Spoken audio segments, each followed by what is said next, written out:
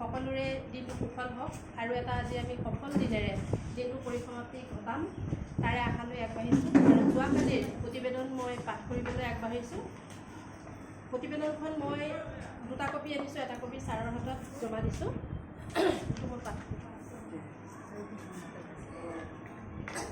5দিনীয়া FLN training, স্থান ৰাষ্ট্ৰভাষা, তাৰিখ 20/8/2024, স্থান হিন্দী উচ্চতৰ মাধ্যমিক বিদ্যালয়, শিক্ষাখণ্ড লংকা, জিলা হোজাই অসম, ৰুম নং 2।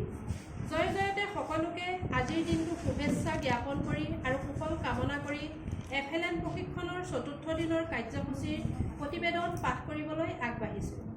9:30 লগে লগে পাতক সভাৰ বাবে সকলো সভাকক্ষত সমবেত হয়। প্ৰশিক্ষণৰ প্ৰশিক্ষক শ্ৰদ্ধাৰ তপন ছাৰৰ আহ্বানক্ৰমে সন্মানীয় ৰূপা বৰা দাস, বৰ্ণালী নাথ, প্ৰিয়ংকা মুদৈ আৰু শ্ৰদ্ধাৰ যাদৱ কাকতি নাথ ছাৰে পাতক সভাৰ ক্ৰম অনুসাৰে আৰম্ভ কৰে। প্ৰথম লঘু ব্যায়াম যাদৱ কাকতি ছাৰ আৰু জ্যোৎস্না চন্দ্ৰ বাইদেৱে আৰম্ভ কৰায়। সকলোৱে প্ৰাৰ্থনা কৰাৰ লগে লগে 1 মিনিট মৌনব্ৰত, মহৎ লোকৰ বাণী, কুইজ, সাঁথৰ পৰিৱেশন কৰে। পাতক সভাত দিনটোৰ তাৎপৰ্য আৰু বাতৰি পৰিৱেশন কৰে ৰূপা বৰা দাসে।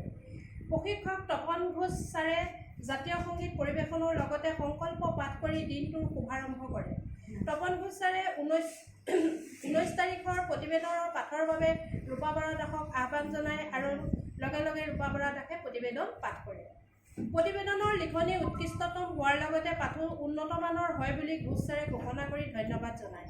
তাৰ লগতে সংগতি ৰাখি শ্ৰদ্ধাৰ যাদৱ কাকতি ছাৰে প্ৰতিবেদন পাঠকৰ শলাগ লৈ ধন্যবাদসূচক মন্তব্য প্ৰদান কৰে। লগতে 4ৰ্থ দিনাও এনে এখন উৎকৃষ্টমানৰ প্ৰতিবেদন পাবৰ বাবে পুনৰবাৰ ৰূপা বৰা বাইদেউক প্ৰশংসা কৰি দায়িত্ব অৰ্পণ কৰে আৰু লগতে সকলোৱে মত প্ৰকাশ কৰে। ইয়াৰ পাছতে 3য় দিনৰ প্ৰশিক্ষণৰ আঁত ধৰি প্ৰশিক্ষক তপন ঘোষ ছাৰে 4ৰ্থ দিনৰ প্ৰশিক্ষণৰ আৰম্ভণি কৰে।